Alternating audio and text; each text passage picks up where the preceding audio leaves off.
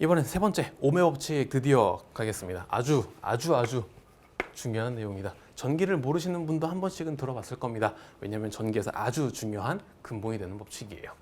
가봅니다. 게오르크 시몬 오음이라고 하는 독일의 물리학자 이제 이분 일부러 사진을 넣었어요.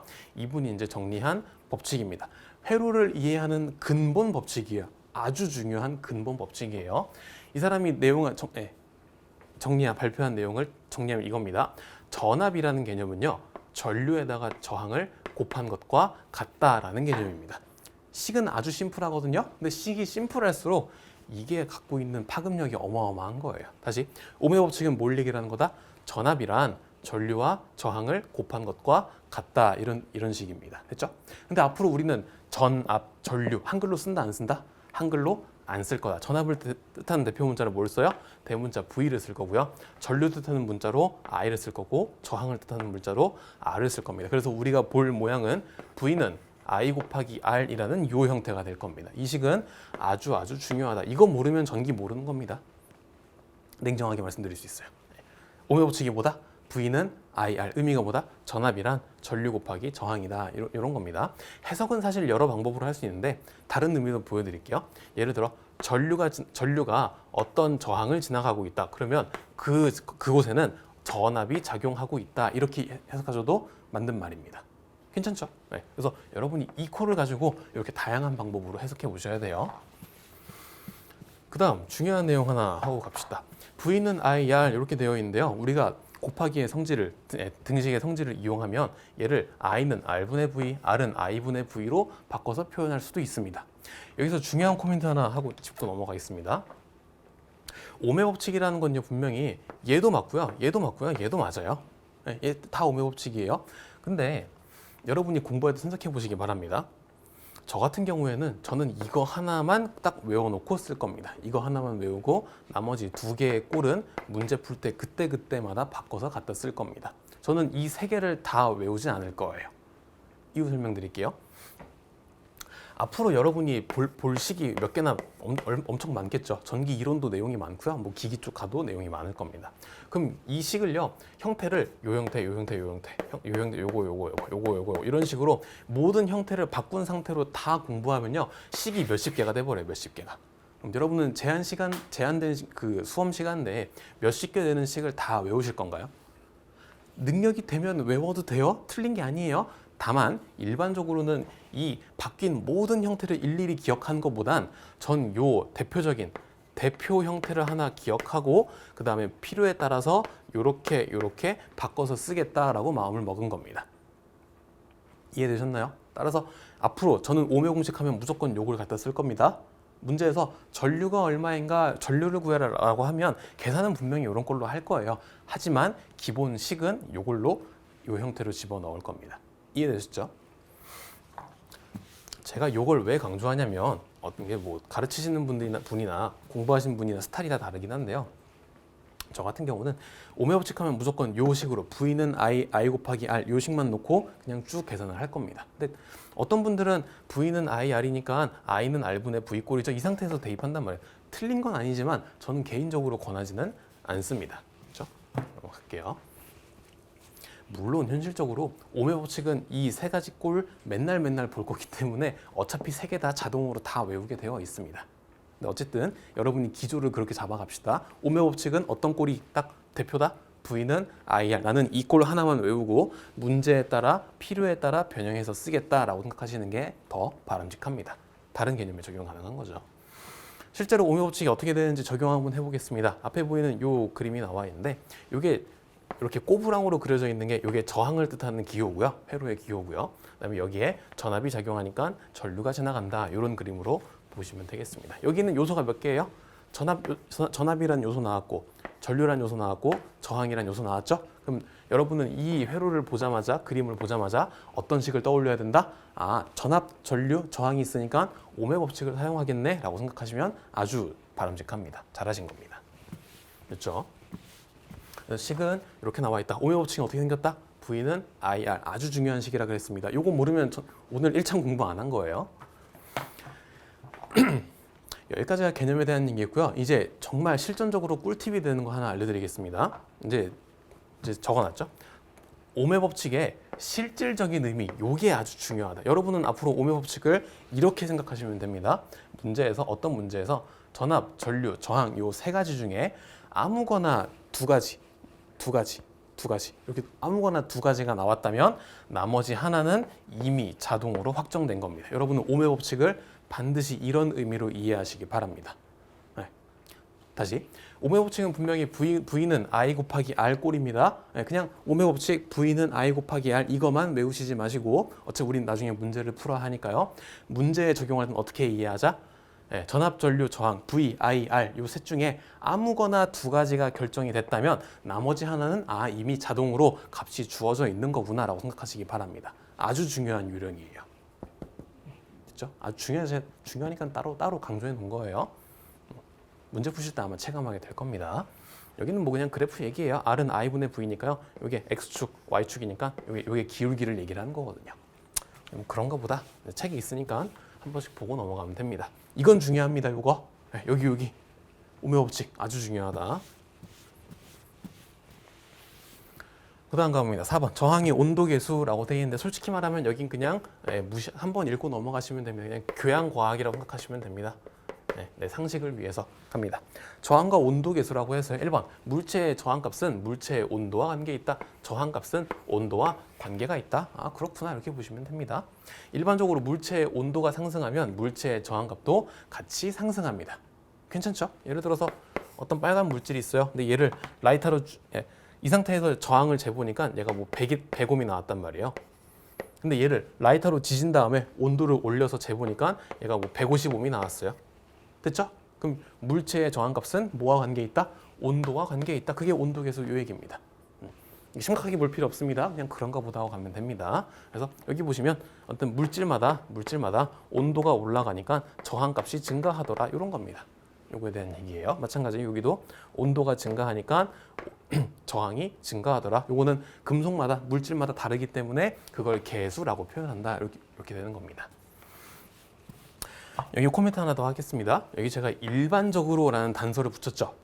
제가 왜 이런 단서를 붙였게요? 일반적으로 온도가 오르면 저항값이 오른다. 이건 거꾸로 말하면 무슨 뜻이에요? 온도가 올라도요. 저항값이 되려 떨어지는 놈들도 있어요. 그렇기 때문에 제가 일반적으로라는 단서를 갖다 붙인 겁니다. 괜찮죠? 네. 대표적인 게 뭐냐면 반도체예요. 반도체 이런 놈들은 온도가 올라갈수록 저항값이 더 떨어지게 하게 되어 있어요. 그래서 얘네들을 음의 온도계수, 마이너스의 온도계수 이렇게 표현합니다. 이게 온도계수에 관한 설명이었어요. 다음 이번에 1-3 키르히오프의 법칙, 또 다른 법칙을 살펴봅시다. 이것도 아주 중요한 내용입니다. 키르히오프의 법칙 갑니다. 개요 오메 법칙 정정 키르히오프의 법칙이란 키르히오프란 학자가 제시한 법칙이에요.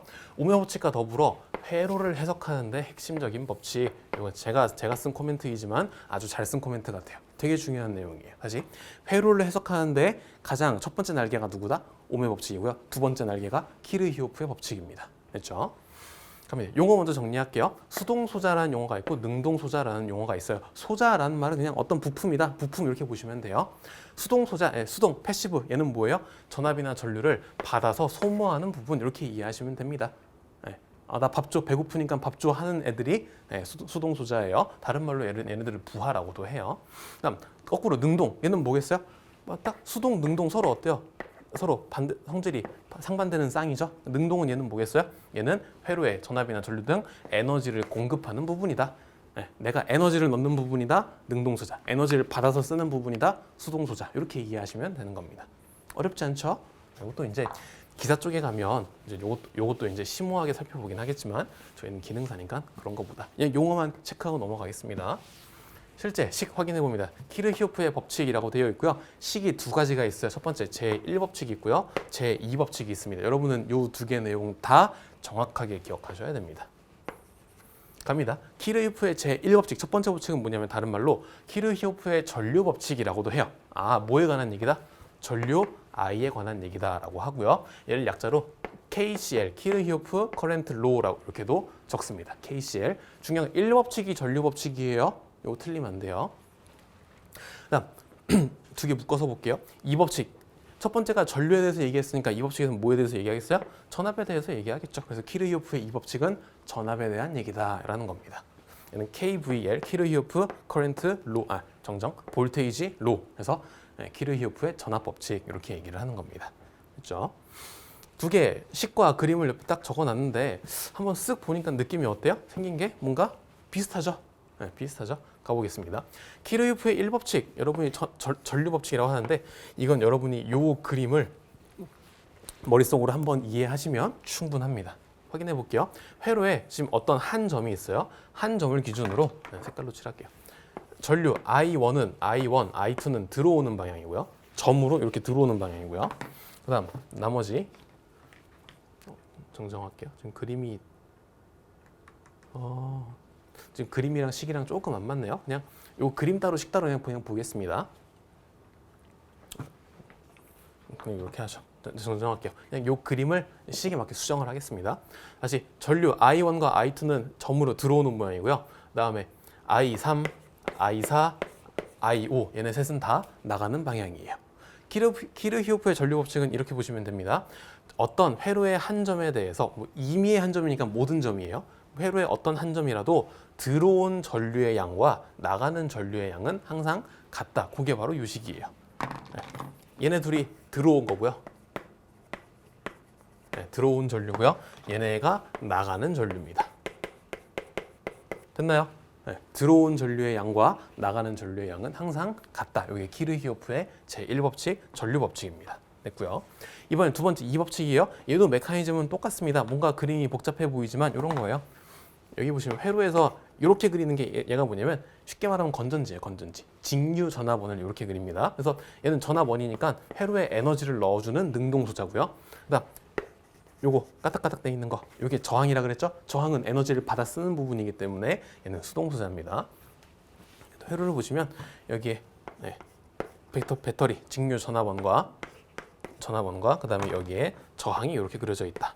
그래서 능동소자와 수동소자가 있다 이렇게 보시면 됩니다. 배터리가 있으니까 배터리가 전압을 바깥으로 쭉 밀어주겠죠. 배터리가 회로에 가하는 만들어주는 전압. 그래서 V1, V2 쓴 거고요. 그다음 나머지 요 세 개는 각각의 저항들이 받아서 써먹는 전압이다 이런 뜻입니다. 전체적으로 어때요? 전체적으로 1번 법칙이나 1번 전류 법칙이나 전압 법칙이나 메커니즘이 어때요? 키르히오프의 법칙은 딱 이 한 줄로 정리가 됩니다. 들어온 양과 나가는 양이 서로 같다. 이게 아주 중요한 얘기예요. 키르히오프의 1법칙입니다. 실질적으로 여러분이 문제를 풀 때 가장 필요한 건 요 그림만 잘 기억하시면 돼요. 전류가 들어오고 그만큼 같은 양으로 나간다. 요것만 이해하시면 될 것 같습니다. 1법칙, 2법칙 용어 잘 기억하시고요.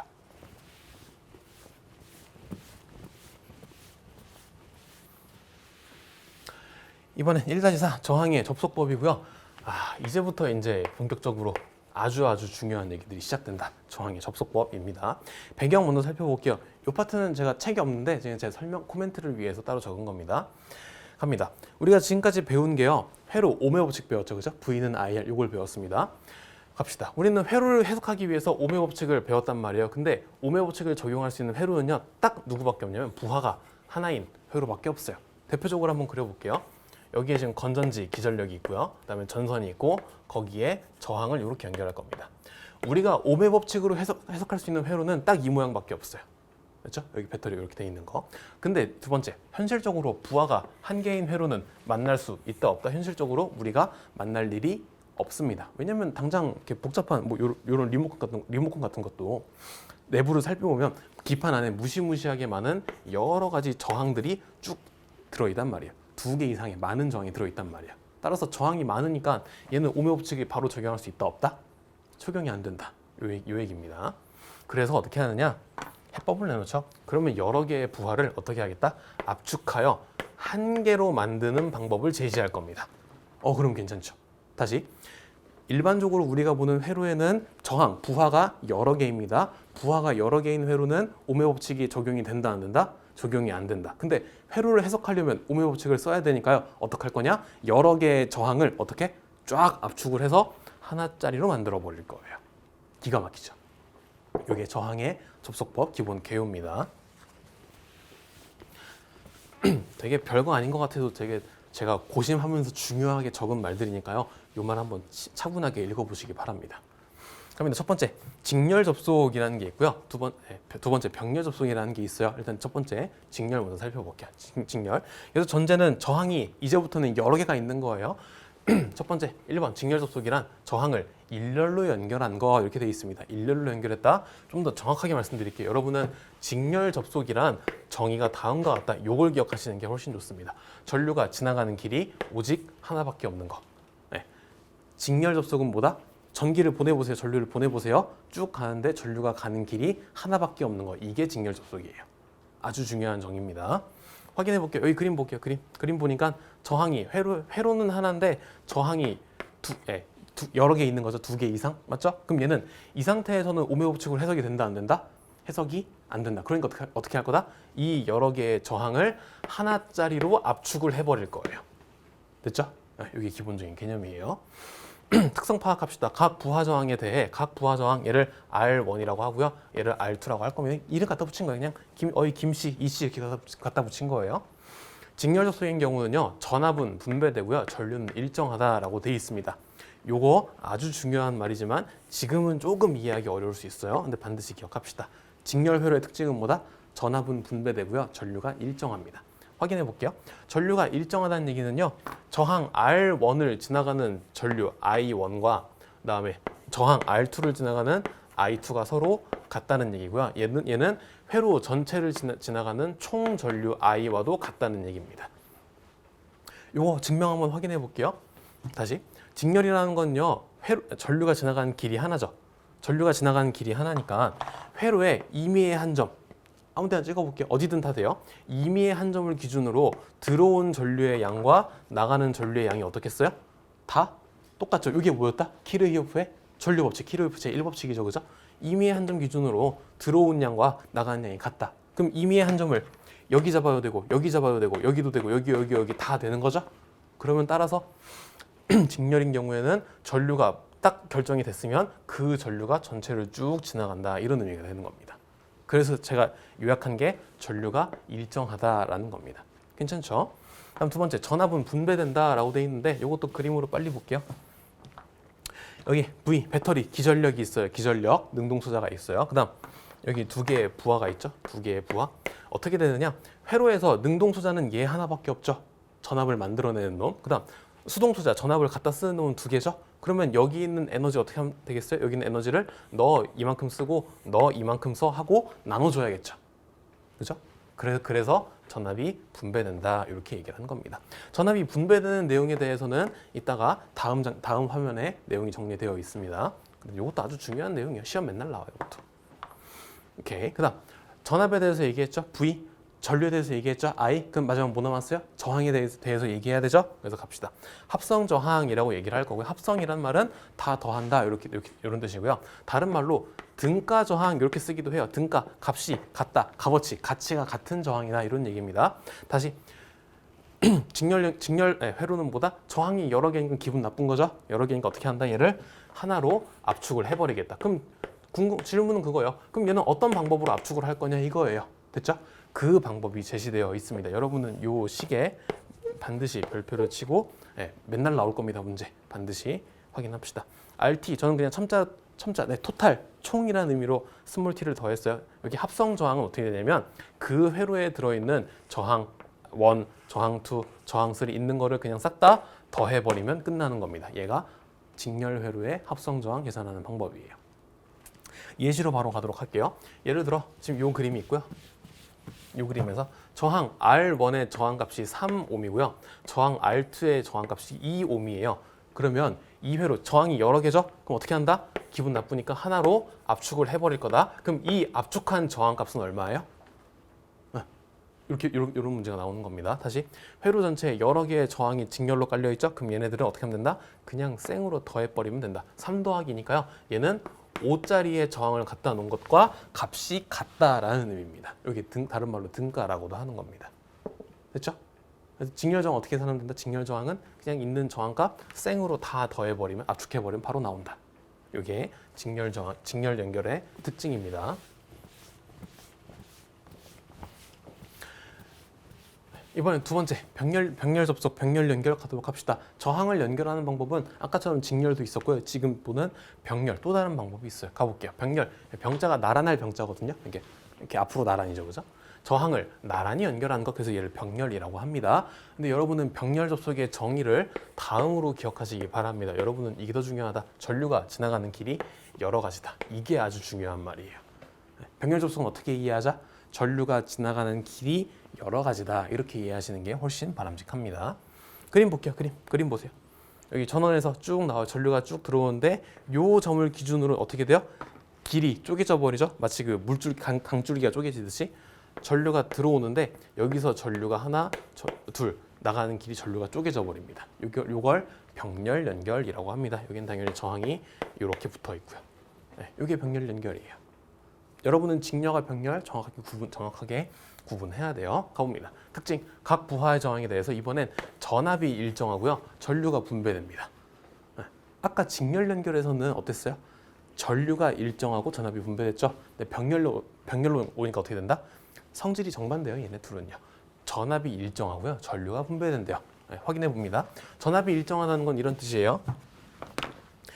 얘가 지금 기전력 건전지예요. 만약에 얘 건전지가 10V다라고 쳐볼게요. 그럼 병렬 연결은요. 여기 있는 R1에 요 전압이 작용합니다. 10V 그대로 작용합니다. 그 다음 여기는 R2에도 10V가 그대로 작용합니다. 그래서 얘는 전압이 일정하다. 얘네끼리는 전압이 같잖아요. 그래서 얘를 전압이 일정하다. 전압 분배가 일정하다. 이런 거고요. 그다음 두 번째 전류가 분배된다. 똑같이 확인해 볼게요. 똑같이 키르히오페 법칙이에요. 회로의 한 점, 요점이요. 요점 기준으로 들어온 전류, 전체 전류 I고요. 위로 가는 건 I1이고 아래로 가는 건 I2죠. 그럼 키르히오페 법칙에 따라서 이쪽에 들어온 전류는 전체 전류 I고요. 나가는 전류는 새끼 전류 I1과 I2를 합친 거죠. 얘네 둘이 같다 이런 겁니다. 따라서 전류가 분배된다. 키르히오페의 전류 법칙으로 증명을 한 겁니다. 됐죠? 여기 병렬 연결의 특징이에요. 그 다음 전압했죠? 전류했죠? 그럼 마지막 뭐 해야 돼요? 저항해주면 되겠죠? 저항 마찬가지 얘도 합성 저항할 겁니다. 네, 메커니즘이 뭐다? 회로에 지금 저항이 여러 개니까 오메 법칙에 적용이 된다 안 된다? 오메 법칙을 적용할 수 없더라. 따라서 여러 개 되어 있는 이 저항을 뭘로 바꾸겠다? 기분 나쁘니까 얘를 하나짜리로 압축을 해버리겠다. 얘를 합성 저항 혹은 뭐 등가 저항 이렇게도 얘기를 한다. 그죠? 갑니다. 병렬 같은 경우에는요, 이 계산이 좀 특이해요. 여러분이 이 계산에 익숙해지셔야 됩니다. 갑니다. 합성 저항 우리가 원하는 거는 RT, 첨자 T 제가 그냥 만든 말이에요. 요 값이 RT는 얼마다 이렇게 나오면 되게 이쁠 것 같거든요. 근데 식을 보니까 그게 아니라 기분 나빠요. 어때요? RT가 나오는 게 아니라 RT분의 1이 나와버려요. 역수 뒤집은 형태가 나오죠. 네. 어떻게 만들 거냐면요. 웃긴 게 재료 R1도 뒤집고요. R2도 뒤집고요. 뭐 있으면 R3, R4 있는 대로 뒤집어서 더할 겁니다. 이게 병렬 합성 저항을 계산하는 식입니다. 좀 기분 나쁘죠? 네. 왜 우리가 이렇게 2 더하기 2를 계산하는 게 편하지 2분의 1 더하기 3분의 2를 더하는 건 기분 나쁘잖아요. 그죠? 물론 가능은 하지만. 그래서 합성 저항을 여기 합성 저항을 계산하는 FM 정석식이고요. 정석이라고 따로 표기할게요. 얘가 정석 FM이고요. 우리는 간단하게 쓰기 위해서 두 번째 약식을 하나 제가 알려드릴게요. 약식. 이게 아주 중요하다. 우리는 요걸 더 많이 쓸 겁니다. 약식 갑니다. 합성 저항을 계산하는 약식이요. 같은 식이에요. 단 조건이 있어요. 언제냐면 저항이 2개일 때만 쓸 수 있는 약식입니다. 확인해 볼게요. 어떻게 되어 있냐면 RT는 R1 플러스 R2분의 R1 곱하기 R2 이렇게 되어 있죠. 이게 바로 약식이고 여러분 이 식을 필히 기억하시기 바랍니다. 됐죠? 다시 한번 갈게요. 약식 어떻게 되냐면 약식은 그냥 RT가 바로 나와요. 어떻게 나오냐면 분수 쫙 그어버리고요. 저항이 2개일 때만 가능한 겁니다. 3개에서는 요거 못 써요. 갑니다. 보통 얘를 어떻게 표현할 거냐면요. 둘 다 보면 R1, R2 똑같죠? 이건 그냥 쓸 거니 냅두고 분모에는 덧셈 기호, 분자에는 곱셈 기호. 그래서 이렇게 쓸 겁니다. 그래서 편의상 얘를 합분의 곱 이렇게 얘기를 할 겁니다. 이게 합성 저항 계산은 병렬 합성의 약식입니다. 합분의 곱이라고 쓰고요. 여기다가 편하게 R1, R2 한 번 더 R1, R2 이렇게 적어주시면 얘가 병렬 합성 저항을 계산하는 식이 되는 겁니다. 됐죠? 여러분은 이 식을 필히 이 시험 무조건 나와요. 네, 반드시 기억하시기 바랍니다. 실용적으로 써먹는 건 이 2개짜리 약식이거든요. 근데 저는 웬만하면 여러분이 이 개념적인 정석이죠. 정석. 이 정석도 같이 기억하시길 바랍니다. 당연히 힘듭니다. 하나씩 더 하기엔. 하지만 요거는 실용적으로 쓰는 거, 어쨌든 요거는 근원적으로 적용이 되는 거, 이렇게 이해해 주시면 되겠습니다. 뭐 나는 모르겠다, 어렵다 하시면 그냥 요거만 외우셔도 됩니다. 됐죠? 2개짜리일 때는 이렇게 쓴다 라는 겁니다. 이게 병렬 접속에 대한 설명이었어요.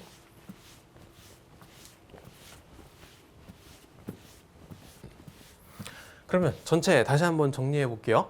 네. 그 다음 갑시다. 하시면 저항의 연결은 두 가지라 그랬어요. 직렬 있고 병렬이 있다 그랬습니다. 맞죠? 그다음에 직렬 연결에서는 어떤 특성이 있었냐면, 직렬 연결에서는 전압이 분배되는 특성이 있었고요. 병렬에서는 전류가 분배되는 특성이 있었다. 이 그림 다시 한번 확인해 보도록 하겠습니다. 네, 이게 지금 무슨 연결? 저항이, 얘는 직렬 연결. 이 판단부터 돼야 돼요. 얘는 무슨 연결? 저항의 병렬 연결. 이 판단이 돼야 되는 겁니다. 직렬 연결이고요. 여기 있는 전압이 너 일부 이렇게 오겠다라는 거예요. 이게 직렬 전압 분배입니다. 그럼 이번엔 얘는 2개 병렬이죠. 병렬되니까 어떻게 된다? 여기서 지나가는 전류가 너 일부 이렇게 쪼개지겠다. 이게 바로 병렬 전류 분배입니다. 근데 보통 직병렬은 떼고 그냥 전압 분배, 전류 분배 보통 이렇게 표현을 합니다. 그럼 우리가 궁금한 건 그거예요. 아니 그러면 얘가 얼마만큼의 전압을 받아가느냐, 이게 궁금한 거죠. 세부적으로 얘가 어떻게 받아가느냐. 그래서 그걸 계산한 게 여기 있는 2개의 식입니다. 요겁니다. 가볼게요. 여기서 그냥 V는요, 회로 전체의 전압을 얘기를 하고요. 우리 궁금한 거, 저항 R1이 받는 딱 얘한테만 걸리는 전압을 V1 이렇게 얘기할 거예요. 저항 R1에 걸리는 전압. 그 다음 V2는 뭐겠어요? 저항 R2한테 걸리는 전압. 여기 첨자는 그런 의미로 이해하시면 됩니다. 식 한번 확인해 볼게요. 어떻게 되느냐? 내가 V1이 궁금해요. V1은 뭐였어요? 저항 R1에만 작용하는 전압이에요. 갑니다. 일단 분모 R1 플러스 R2 저항 2개를 더해주고요. 분자에 뭐가 왔어요? R1이 왔죠? 내가 1이 궁금하니까 분자에 1을 올려주면 되는 겁니다. 그냥 여기에다가 회로의 전체 전압 V를 곱해준다. 이렇게 해주시면 V1의 정정 R1에 걸리는 분배된 전압 V1이 나옵니다. 마찬가지 내가 V2가 궁금하다 하면 여기 2가 나왔죠? 그럼 분자에 뭐가 올라오면 돼요? 똑같이 R2 자기 자신이 올라와 주면 된다. 1이 궁금하면 1, 2가 궁금하면 2 자기 자신이 분자에 그대로 올라와 주면 되겠다. 나머지 형태는 동일합니다. 얘가 전압 분배를 계산하는 식입니다. 이거 시험 무조건 나와요. 네. 아주 맨날 단골이에요, 단골. 그 다음 2번째 병렬 전류 분배도 있어요. 얘도 메커니즘이 똑같습니다. 확인해 볼게요. 내가 궁금한 거 I1이요. I1은 뭐예요? 저항 R1을 지나가는 이 전류가 궁금한 거예요. 쪼개져서 나가는 그 새끼 전류. 네, 새끼 전류가 궁금한 겁니다. 어떻게 계산하느냐? 똑같이 R1, R2 2개 분모에 더해주고요. 그 다음 분자에 뭐가 오냐면 얘는 이상하게 R2가 온단 말이에요. 다시 나는 I1이 궁금한데 분자에 뭐가 와요? R2가 오죠. 어때요? 네, 나는 1이 아니라 상대방 거. 따라서 병렬 전류 분배에서는요, 분자에 상대방 거의 문자가 들어오시면 됩니다. 내가 전류 1이 궁금하다, I1이 궁금하다 그러면 분자에 뭐가 온다? 상대방 거 R2 이 저항을 올려주시면 되는 겁니다. 그럼 뒤에 전체 전류 똑같이 곱해주시면 됩니다. 똑같아요. I2도 내가 만약에 I2가 궁금하다 그러면 2니까 R2에 흐르는 전류죠. 그러면 분자에 뭐가 온다? R2의 상대방인 R1 상대방께 분자로 올라오면 되는 겁니다. 이게 병렬 전류 분배의 특징입니다. 이 2개의 식은, 총 4개의 식은 반드시 기억하시기 바라고요. 물론 뭐 요건 뭐 첨자 1, 이 첨자만 바꾸면 뭐 1, 2, 3, 4 무분이 나오니까 마찬가지 얘도 첨자만 1, 2만 바꿔주면 되니까요. 여러분은 그냥 요 형태만, 원의 형태만 하나만 기억하시면 될 것 같습니다. 괜찮죠? 궁금하신 분들을 위해 제가 하나 코멘트를 할게요. 왜 병렬 전류 분배에서는요, 분자에 상대방 끼우기요? 나는 지금 I1이 궁금한데 값은 분자에 R2 상대방의 저항을 올려야 한단 말이에요. 이게 왜 그럴까요? 여기서 제가 저항의 정의를 가지고 의미를 가지고 한번 설명을 하겠습니다. 예를 들어 저항 R1과 R2가 있는데 예를 들어 R1은요 값이 조그만 저항이다 해서 R은 작게 쓸게요. 네, 얘는 작은 저항이에요. 거꾸로 R2라는 놈은요 값이 어마어마하게 큰 저항이에요. 그래서 크게 쓰겠습니다. 괜찮죠? 얘는 저항이 작다, 얘는 저항이 크다라는 겁니다. 그럼 다시 저항이라는 게 어떤 의미였어요? 저항의 정의. 물질마다 전기가 통하지 않도록 흐르는 걸 방해하는 성질이라고 그랬어요. 다시 그러면 요 놈은 저항이 작으니까 전류가 잘 지나가요, 못 지나가요? 전류가 잘 지나가겠죠. 그다음 아랫놈은요? 저항이 크니까 전류가 잘 지나가요, 못 지나가요? 전류가 못 지나가겠죠. 지나가기 어렵겠죠, 그죠? 그럼 거꾸로 보세요. 여러분이 지금 전류예요. 전류가 따다다다 해서 여기까지 왔어요. 그럼 그 다음에 길이 두 갈래가 있단 말이에요. 하나는 저항이 거의 없는 스무스한 길이고요. 하나는 저항이 엄청나게 많은 험난한 오프로드 같은 거예요. 그럼 여러분 입장에서는 전류 입장에서는 어디로 가겠어요? 어디로 가는 게 편하겠어요? 당연히 저항이 작은 쪽으로 가는 게 편하니까 병렬 연결해서 저항이 작은 쪽에 전류가 대부분 왕창 흐르게 되어 있고요. 저항이 큰 쪽은 전류가 조금밖에 안 지나가는 겁니다. 이해되셨나요? 이게 저항의 정의를 가지고 제가 개념적으로 설명을 드린 겁니다. 그걸로 여러분이 이해하시면 될 것 같습니다. 일부러 제가 좀 극단적으로 적어놨어요. 네, 중요한 내용입니다. 분배 법칙.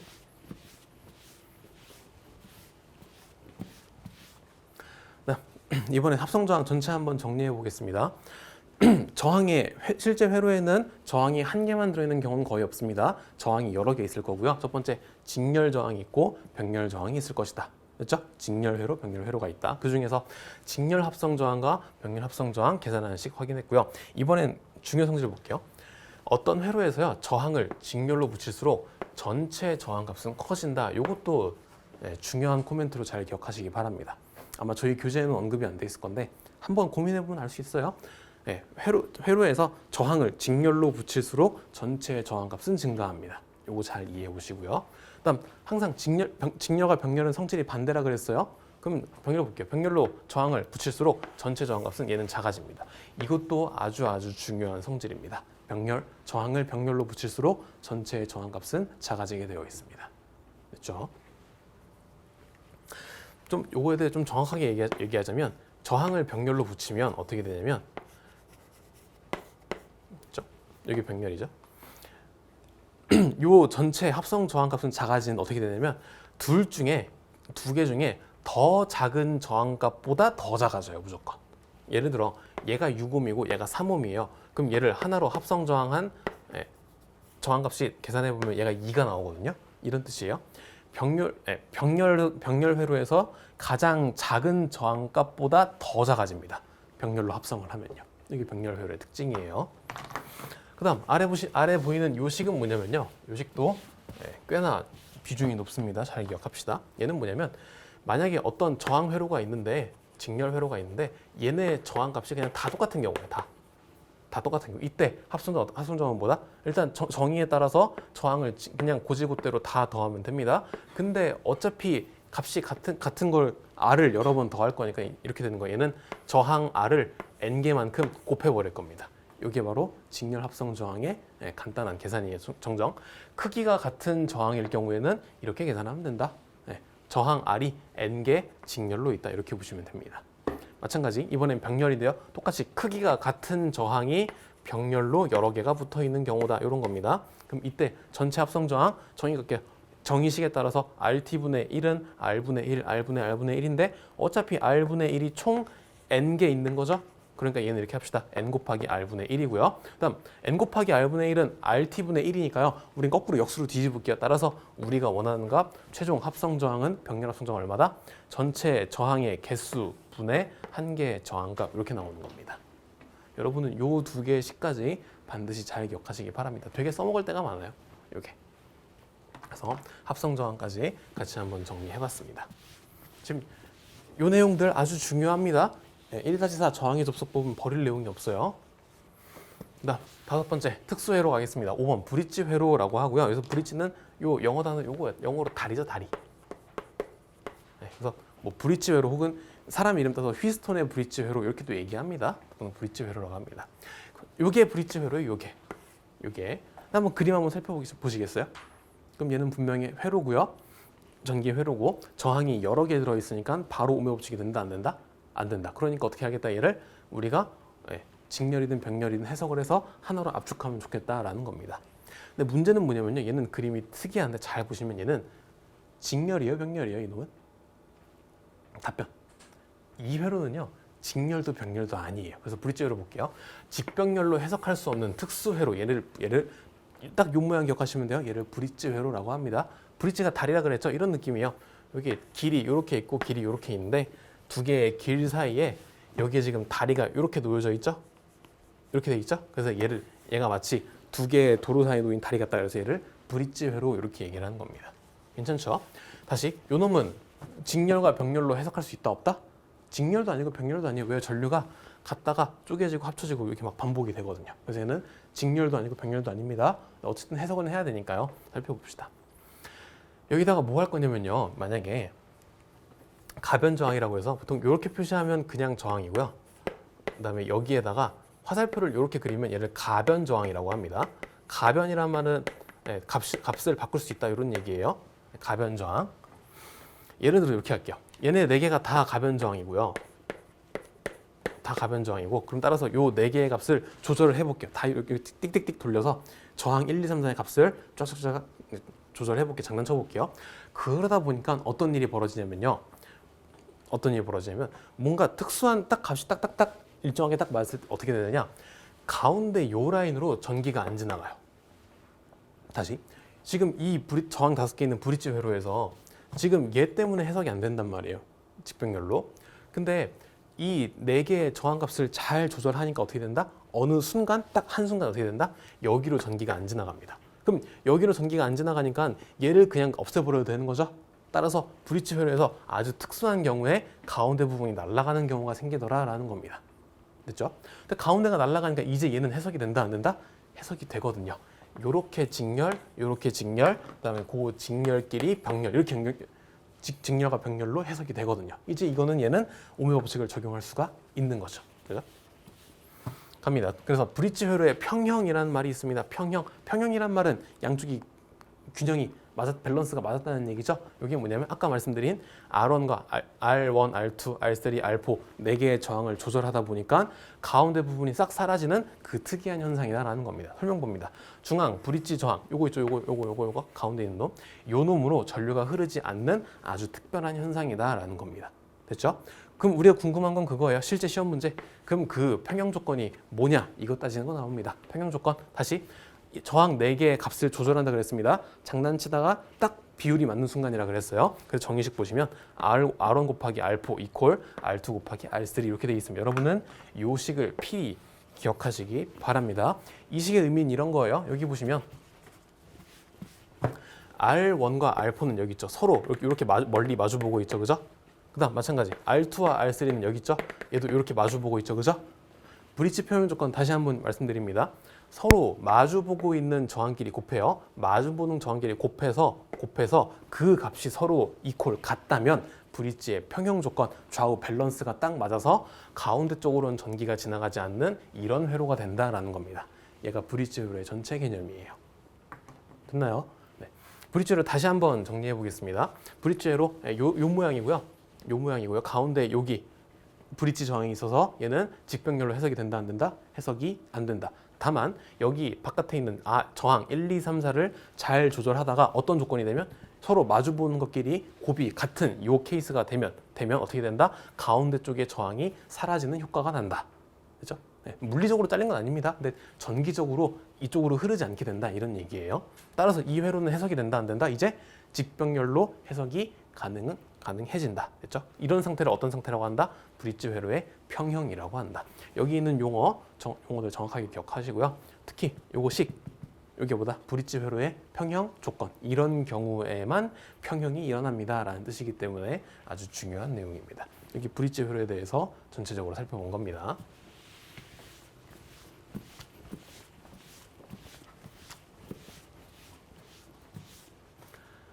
그 다음 갑시다. 1-5 전력과 열량 두 가지 개념 살펴보도록 합시다. 전력과 열량 여기는 사실 시험에 나오긴 하는데요. 앞서서 우리가 전기를 어쨌든 처음 공부하시는 분은 앞서 봤던 오음의 법칙부터 시작해서 직병렬 있죠. 여기에 가장 많은 힘을 주셔야 되는 거예요. 그 다음에 그게 되면 이제 그 다음 가는 겁니다. 물론 전력도 매우 중요한 파트고요. 살펴볼게요. 전력 얘는 력이라 그랬어요. 뭔지는 모르겠지만 힘, 에너지 이런 느낌이죠. 단위 시간당 전기가 행한 일, 요걸 전력이라고 합니다. 전력은 대표 문자로 보통 P를 쓰고요. P. 딱 봐도 얘는 뭐예요? 파워예요. 파워. 파워의 P로 이렇게 표현을 해주고요. 행한 일이라고 되어 있고 단위가 이런 단위가 와 있습니다. 항상 대괄호 안에 있는 그 문자는 단위라 그랬죠, 그죠? 얘는 대문자 W고 얘는 영어로 와트 이렇게 얘기합니다. 와트. 전력 P 단위는 와트. 전력의 단위 와트예요. 합니다. 요게 전력의 정의식이거든요. P 전력이란 이퀄 같다. 뭐랑 같냐면 T는 뭐였어요? T 시간이죠. 여기 시간 나와 있잖아. 단위 시간. 얘가 T죠. 시간에 따라 여기 W가 뭐였다? 에너지 혹은 일이었죠. 네, 단위 시간당 전기가 행한 일. 얘가 W 요거였죠. 그래서 요게 전력의 정의식입니다. P는 T분의 W 요거고요. 개인적으로 요 식은 사실 따로 안 해도 되는 게 이따가 두 번째 다시 나올 거거든요. 그건 냅두고 실제 우리가 문제를 풀 때 필요한 건 이거예요. 회로적으로 중요한 건 이 식이에요. 요거 확인합시다. P 전력이에요. 전력은 다음과 같이 계산합니다. 어떻게? 회로에 있는 전압과 전류를 곱해서 계산합니다. 여러분은 이 식을 반드시 기억하시기 바랍니다. 이게 전력의 근본식입니다. 아시겠죠? 오케이. 근데 여기 보니까 재료가 뭐가 들어갔어요?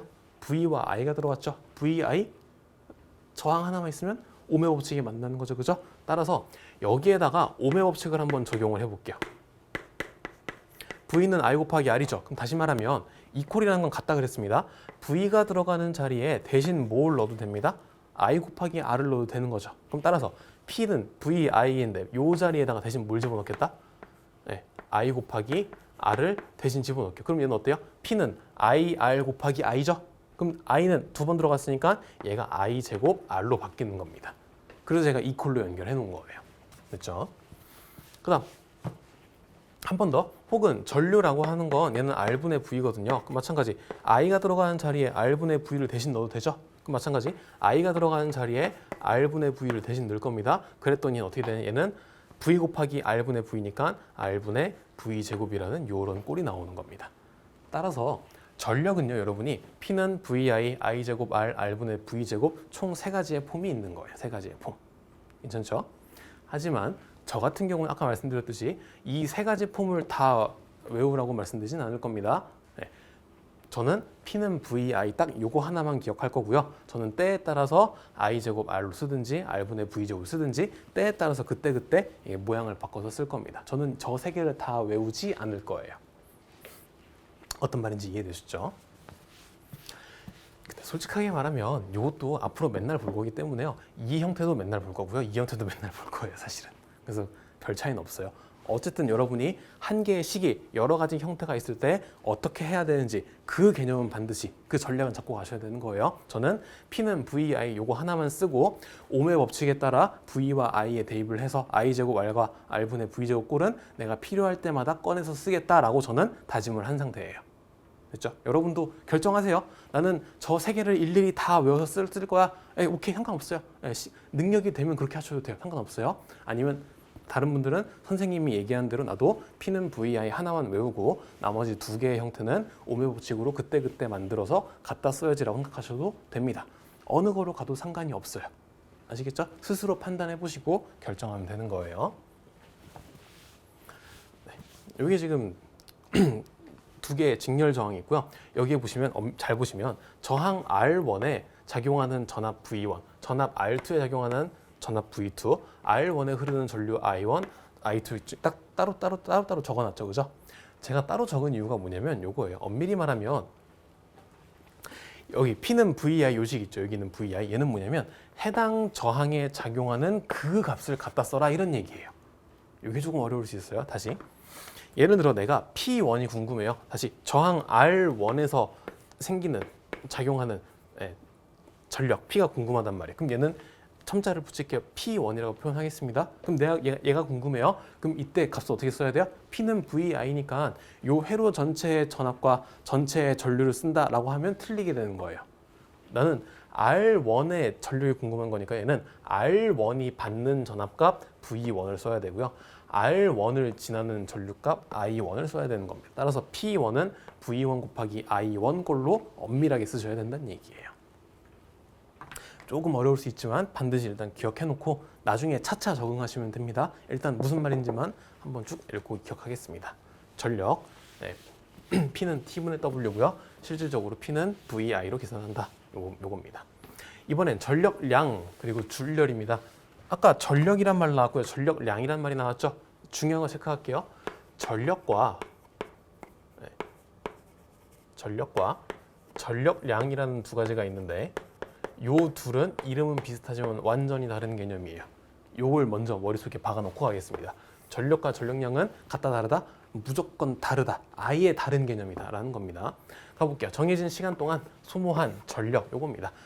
전력량 말 자체가 전력을 얼마나 썼느냐 그 양이 얼마나 되느냐 그 얘기죠. 그래서 어때요? 정해진 시간 동안 소모한 전력 이게 전력량입니다. 확인해 볼게요. 정해진 시간 동안 그래서 T 들어와 있고요. 소모한 전력이니까 전력 P 여기 들어가 있는 겁니다.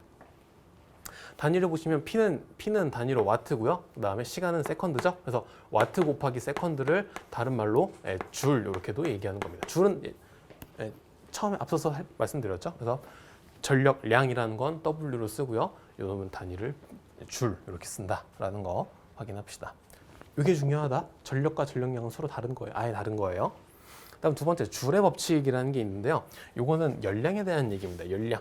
일단 요거부터 봅시다. 우리 보통 칼로리라는 단위 익숙하죠? 왜 라면 하나에 500kcal 뭐 그런 얘기 하잖아요. 이게 바로 발열량 혹은 열량 이렇게 보시면 됩니다. 이만큼의 에너지로 이만큼의 열을 낼 수 있다. 이게 열량이거든요. 이만큼의 열을 낼 수 있다. 단위가 칼로리예요. 일단 요거부터 봅니다. 칼로리는 보통 대표 문자 Q로 갖다 쓰고요. 선생님 전하랑 겹치는 거 아니에요? 그래서 여러분이 그 문자를 단위까지 같이 보는 맥락이 필요한 거예요. 그래서 뭐 학문이나 과목에 따라 다르긴 합니다. 어떤 책에서는 얘를 H 이렇게 쓰는 경우도 있어요. 네, 어쨌든 대표 문자는 정해지는 거니까 그냥 그때그때 맞춰 쓰는 거니까 그런 거보다 하시고요. 어쨌든 칼로리 얘는 발열량을 나타내는 단위고요. 요게 중요하다. 1줄이라는 건 전력이죠. 전력량이죠. 네, 1줄이라는 전력량은 대략 0.24 칼로리로 환산할 수 있다 이런 뜻이에요. 다시 1줄만큼의 에너지는 대략 0.24 칼로리가 된다 이런 얘기입니다. 두 단위 환산한 겁니다. 교재에 따라서는 0.238 뭐 이렇게 쓰기도 하는데 그래서 일부러 근사 비슷하다 이렇게 갖다 적은 겁니다. 1줄은 대략 얼마? 0.24 칼로리. 요거 반드시 기억하시기 바랍니다. 실제 줄의 법칙은 요겁니다. Q라는 건 어떤 기계 전체의 발열량을 얘기를 해요. 걔가 얼마냐면 0.24 PT. 요게 바로 줄의 법칙입니다. 됐죠? 확인해 볼게요. 여기 있는 용어 살펴볼게요. Q. 얘는 뭐야? 발열량. 전체의 열이 이만큼 납니다. 이런 뜻이에요. 하나씩 봅니다. P라는 건 뭐야? 어떤 기계의 전력이죠? 쉽게 말하면 여러분이 어떤 기계? 에어컨을 틀어요. 그럼 에어컨이 갖고 있는 전력이 있겠죠? 그거예요. 그게. 여기 P입니다. 그 다음 에어컨을 1시간 튼 거랑 10시간 튼 거랑 뭐가 더 전기를 많이 써요? 전력을 많이 써요? 10시간 튼 게 더 많이 쓰겠죠? 따라서 여기에 뭐가 들어간다? 시간이라는 개념이 추가가 된다. 곱해진다. 됐죠? 시간을 많이 쓰면 그만큼 더 열을 더 많이 쓸 거니까. 그 다음 PT는 얘는 전력량이니까 단위가 줄이었죠? 근데 줄 단위를 뭘로 바꿔야 돼요? 열량 따질 거니까 칼로리로 바꿔야 되죠? 그래서 칼로리로 바꿔주는 개수 0.24 이렇게 추가된 거예요. 이게 바로 줄의 법칙입니다. 여러분이 0.24가 무슨 의미인지, P가 무슨 의미인지, T가 무슨 의미인지 하나씩 해석이 되면 이 식은 끝난 겁니다. 이게 바로 줄의 법칙이에요. 이것도 간간히 나오는 파트입니다. 그래서 기능사 쪽에서는 잘 있는 거고요. 요거 1줄은 0.24 칼로리다. 요거 어쨌든 교양 상식으로도 반드시 기억하시기 바랍니다. 시험 나옵니다. 이것도 안 알려줘요. 여기 전력량과 줄열에 대한 얘기입니다. 오케이. 그 다음 갑시다. 1-6 전류의 열작용이라고 되어 있어서 이제는 여기는 사실 그냥 내용 자체가 나오긴 나오지만 쉽게 특별히 공식이나 수식 이런 건 없습니다. 빨리 가볼게요. 첫 번째, 전류가 지나가는데 특별한 작용이 생긴대요. 어떤 열이 일어나는 작용이 생긴다라는 겁니다. 첫 번째, 열전 현상이고요. 여기서 열이라는 건 뜨거운 거, 히트, 요걸 얘기를 하는 거고, 뜨거운 거, 뜨겁다, 히트, 요걸 얘기를 하고요. 전이라는 건 무조건 전기예요, 전기. 그럼 따라서 열전 현상인 건 뭐예요? 열과 전기 사이에 일어나는 현상이다, 특별한 얘기다, 이렇게 보시면 됩니다. 여기 세 가지가 나와 있는데요. 이 세 개 다 학자 이름이에요. 학자 이름. 여러분은 앞으로 이 학자가 주장한 내용이 이런 거다. 이 학자가 실험한 내용이 이런 거다. 요것만 정확하게 구분하시면 됩니다. 네, 가겠습니다. 첫 번째, 제백 효과라고 되어 있고요. 제백이라는 사람이 학자예요. 이분이 정리해서 발표한 얘기입니다. 읽어볼게요. 서로 다른 두 종류의 금속을 연결하고 접합점에 온도차를 주면 열기전력이 생긴다라고 되어 있습니다. 제가 옆에다가 그림을 한번 그려볼게요. 첫 번째, 서로 다른 두 종류의 금속이라 그랬으니까 이렇게 한번 해볼게요. 일단 빨간색 금속으로 선을 하나 만들고요. 파란색 금속으로 선을 하나 이렇게 만들게요. 됐죠? 그럼 다시 서로 다른 두 종류의 금속을 연결했죠? 오케이, 연결했죠? 그럼 연결을 하니까 당연히 여기에 뭐가 생기겠어요? 연결점, 접합점이 생기겠죠? 이게 지금 접합점이죠, 맞죠? 접합점이에요. 그 다음 이 접합점이 뭐 할 거냐면 온도차를 줬대요. 온도차. 온도차? 쉽게 말하면 뭐냐면요. 한쪽은 온도를 떨굴 거고요. 한쪽은 온도를 올릴 거예요. 됐죠? 그럼 두 점 사이에 온도차가 생겼죠? 그걸 얘기를 하는 겁니다. 쉽게 말하면 여긴 냅두고 여기만 라이터로 지진 거예요. 이렇게 라이터로 칙칙칙 해서 여기만 지진 거예요. 그럼 여기는 뜨겁고 여기는 상대적으로 차가워졌죠? 온도차가 생겼죠? 그 얘기예요. 이렇게 했더니 결론 뭐가 생겼다? 열 기전력이 생겼다라는 겁니다. 다시 이렇게 했더니 나는 지금 온도만 준 거예요. 열만 준 거예요. 그랬더니 여기 자체에 갑자기 전류가 생기기 시작합니다. 얘를 뭐라고 한다? 얘를 열 기전력, 열 때문에 생긴 전기다 해서 열 기전력 이렇게 얘기를 하는 겁니다. 이게 무슨 효과예요? 이게 제백 효과라는 겁니다. 제백 효과. 학자의 이름과 실험 내용 기억하시기 바랍니다. 따라서 제백 효과는 인과가 어떻게 돼? 인과? 열 혹은 온도차. 네. 온도차. 얘가 결과고요. 어떤 정정? 열, 온도차 이게 원인이고요. 이걸 원인으로 뭐가 생겼어요? 전기가 생겼다. 이게 결론이죠. 그죠? 결과. 원인과 결과. 열을 가지고 전기를 만들었다. 오케이. 두 번째, 펠티에 효과입니다. 마찬가지 펠티에라는 학자가 정리한 건데 얘는 더 심플해요. 제백 효과의 역작용이에요. 제백 효과가 뭐였어요? 얘는 어떤 서로 다른 금속을 연결하고 접합점에 열, 온도차를 줬더니 갑자기 전기가 생겼다. 요거죠? 제백 효과는 요것과 인과가 정반대입니다. 다시 서로 다른 두 종류의 금속을 연결합니다. 됐죠? 금속을 연결하고요. 그 다음에 이번에는요. 요 점에다가 전류를 집어넣을 거예요. 전기를 집어넣습니다. 그랬더니 갑자기 저희 교재는 아마 이렇게 돼 있을 거예요. 한쪽 접합점에서는 흡열이 발생했고요. 흡열. 그다음 반대쪽 접합점에서는 방열이 발생했다. 열의 흡수, 열의 발산이 발생했다. 이렇게 볼게요. 요 점이 지금 주변에 열을 싹 빨아들인 거죠. 그럼 이 주변의 온도가 어떻게 되겠어요? 주변 온도는 떨어지겠죠. 그다음 얘는 갖고 있던 열을 밖으로 뱉은 거죠, 그죠? 그럼 이 주변의 온도가 어떻게 되겠어요? 이 주변의 온도가 올라가겠죠. 그럼 요 점과 요 점 사이에 온도 차가 생겨버렸죠. 이게 무슨 효과다? 이게 바로 펠티의 효과입니다. 다시 펠티 효과, 제백 효과의 역작용이에요. 맞죠? 다시 인과 살펴보기. 인과. 펠티 효과는 뭐야? 내가 뭘 해줬더니 전기를 집어넣었더니 뭐가 발생했다? 열이 발생했다. 온도차가 발생했다. 이게 바로 펠티의 효과입니다. 두 개 인과가 바뀐 거 보이시죠? 네, 이런 실험이에요. 그다음 세 번째 탐슨 효과라는 게 있습니다. 탐슨 효과 얘는 펠티의 효과의 새끼 버전이라고 보시면 돼요. 확장 버전, 새끼 버전이에요. 갑니다. 펠티 효과가 뭐였어요? 어떤 금속으로 된 회로 루프에 전기를 넣어서 열이 생겼다. 펠티 효과죠. 탐슨 효과는요. 얘는 서로 다른 두 종류가 아니라 단일 금속에서 펠티 효과가 생겼다. 이게 바로 탐슨 효과입니다. 괜찮죠? 오케이. 열전 현상 세 가지예요. 제백 효과, 펠티 효과, 탐슨 효과 세 가지입니다. 키워드 정리할게요. 제백 효과 뭘 넣어서 뭐가 나왔다? 네, 인과를 기억하라 그랬습니다. 네, 열, 온도차를 줘서 뭐가 생겼다? 전기가 생겼다. 이게 제백 효과고요. 펠티 효과는요? 반대예요. 네, 전기를 줬더니 열, 온도차가 생겼다. 이게 펠티 효과입니다. 탐슨 효과 키워드보다 단일 금속, 한 종류의 금속. 됐죠? 얘네 둘은 빨간 금속, 파란 금속 두 종류의 금속이 필요해요. 근데 탐슨 효과는 단일, 특별한 단일 금속 안에서도 일어난다. 이게 바로 탐슨 효과에 대한 정의입니다. 됐죠? 시험 문제 이렇게 나옵니다. 다음 중 제백 효과에 대한 설명으로 옳은 것을 고르시오. 이거 나올 겁니다. 그럼 어떻게 하면 된다? 제백 효과, 원인, 온도차, 열을 주어서 열이 전기가 만들어진 거. 이게 제백 효과예요.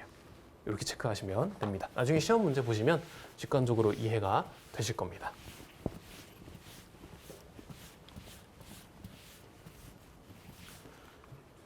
네, 이번에 마지막 전류의 화학작용이에요. 아까는 열작용이었고 이번에는 화학작용 요거입니다. 첫 번째 화학전지라 되어 있고요. 사실 여기 파트는요. 솔직하게 말씀드리면 그렇게 급한 게 아니에요. 엄청 중요하지는 않습니다. 1장 전체로 봤을 때. 그래서 이 부분에 목숨 걸지는 마세요. 한 번씩만 짚고 넘어가겠습니다. 전류의 화학작용에서 처음에 나와야 될 건 뭐냐면 전기분해라는 개념이에요. 저희 교재에 있습니다. 네. 전기분해라는 겁니다. 어떤 수조가 있고요.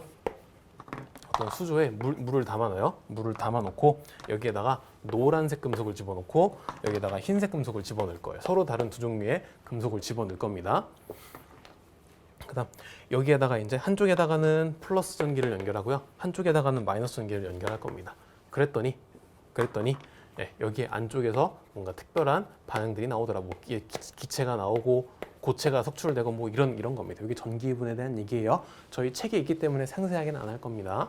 이게 전기의 화학작용이다. 이런 얘기입니다. 하나씩 갑시다. 첫 번째, 전지라는 개념이 있어요. 전지, 쉽게 말하면 배터리예요. 네, 배터리. 그렇죠? 우리가 쓰는 건전지 그 얘기예요. 1차 전지가 있고 2차 전지가 있습니다. 간단하게 구분하겠습니다. 1차 전지는 뭐냐면요. 한 번 쓰고 그냥 버리는 거예요. 이래요. 한 번 쓰고 버리는 거. 정확하게 말하면 얘는 방전은 가능하지만 충전이 불가능한 겁니다. 한 번 화학 변화가 일어나면 얘가 다시 안 돌아와요. 이게 1차 전지예요. 그럼 2차 전지는 뭐겠어요? 2차. 얘는 방전도 가능하고요. 당연히 전지니까 방전도 되고 충전도 되는 거. 요걸 2차 전지라고 합니다. 됐죠? 대표적인 2차 전지? 네, 우리 맨날 핸드폰 쓰니까 핸드폰 쓰고 꽂아서 충전하잖아요. 그렇죠? 핸드폰에 들어있는 배터리, 리튬이온 이런 계열들이 다 2차 전지다라는 거. 괜찮죠? 이렇게 보시면 됩니다. 요거 자체로는 시험 거의 안 나오고요. 그다음 두 번째 갑시다. 전기 화학에서 전기 분해에서 이어지는 건데요. 패러데이의 법칙이라는 게 있습니다. 읽어볼게요. 전기 분해로 요거 이렇게 실험해요. 전기 분해로 석출되는 물질의 양. 석출이라는 건 뭐냐면 여기 지금 요 판에 판 꺼내 보니까 여기 앞에 뭔가 흰색 물질이 덕지덕지 달라붙은 거예요. 이렇게. 그럼 얘를 칼로 싹싹싹 긁어내는 겁니다. 요걸 석출이라고 합니다. 석출. 괜찮죠? 전기 분해로 따라서 여기 있는 물질이 조금 생기느냐 많이 생기느냐 그 얘기입니다. 식을 볼게요. W는 KIT라고 되어 있고요. 하나씩 확인합니다. W는요. 석출된 물질의 양이에요. 여기 있는 물질이 조금 생겼냐 많이 생겼냐. 괜찮죠? 양이니까 단위를 g을 쓸 겁니다. 그램. 네. 그다음 여기 보겠습니다.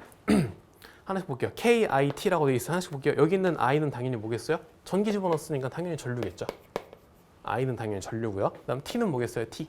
시간. 내가 딱 전기 꽂아놓고 하루를 들 거냐 아니면 2초 들고 뺄 거냐. 맞죠? 분명히 차이가 나겠죠.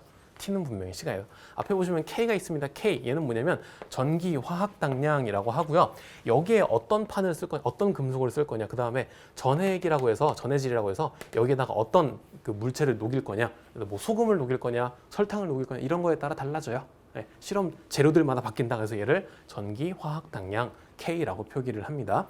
요놈의 정의는 원자가분의 원자량이라고도 정의를 합니다. 근데 일단 그냥 화학 당량이라는 게 있다. 이 정도만 알고 계시면 될 것 같습니다. 이게 바로 패러데이 법칙, 전기 분해로 석출되는 물질의 양이다라는 겁니다. 이렇게 체크만 해놓고 갑시다. 네, 여기 화학 전지의 첫 번째 내용이고요.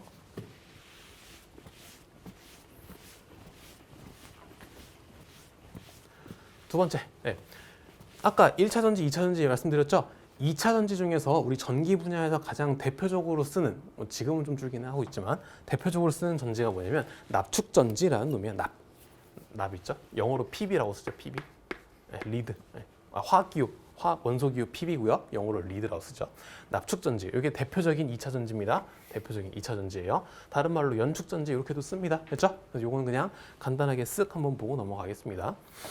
여기 보니까 요 시기 뭐냐면 2차 전지에 일어나는 반응 시기예요. 화학 반응 시기입니다. 네, 근데 솔직히 요거 다 외울 필요 있다 없다? 다 외울 필요 없어요. 왜 우리는 화학을 하는 게 아니라 우리는 전기를 하고 있기 때문에 굳이 요 시계는 목숨 걸 필요는 없다. 근데 여기 있는 두 번째 여기 있는 기본적인 용어들은 요거들만 체크하고 넘어갑시다. 납축 전지는 뭐냐면요. 말 그대로 납을 가지고요. 이렇게 똑같이 수조가 있고요. 여기에 한쪽에 그냥 납, 여기에는 과산화납 이렇게 들어 있습니다. PbO2 이렇게 과산화 이렇게 들어 있고요. 그다음에 여기에도 어떤 액체로 이렇게 들어가 있어요.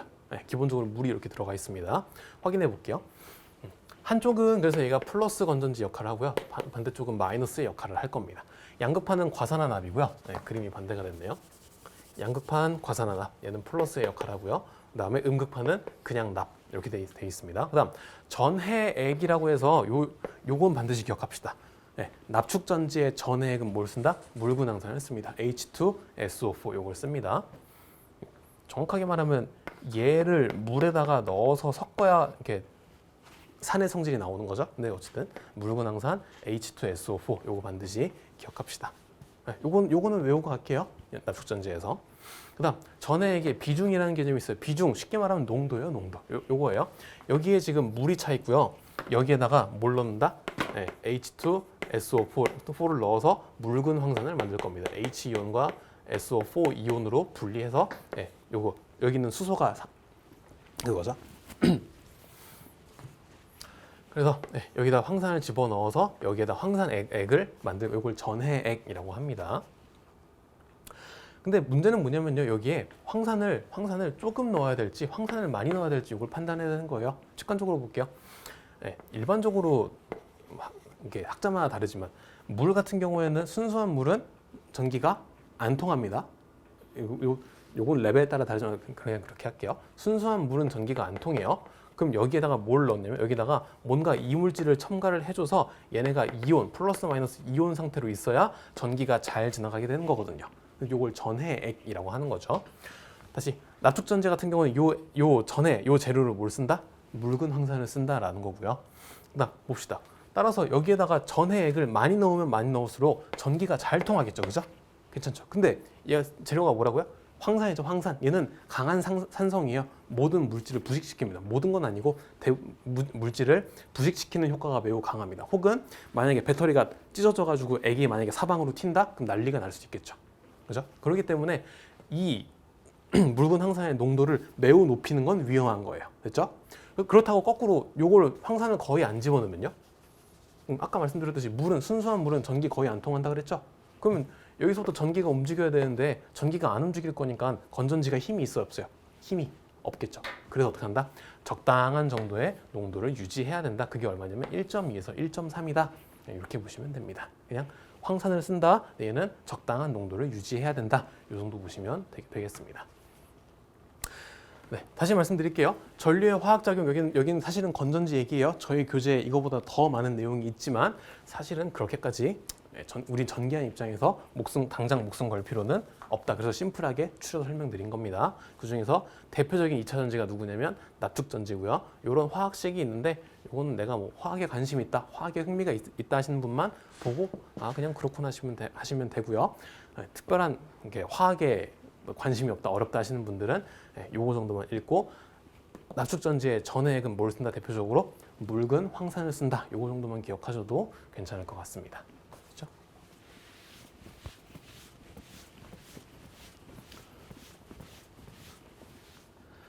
네, 오늘은 이번엔 여기까지 해서 1장 전체 내용 마무리하도록 하겠습니다. 수고하셨습니다.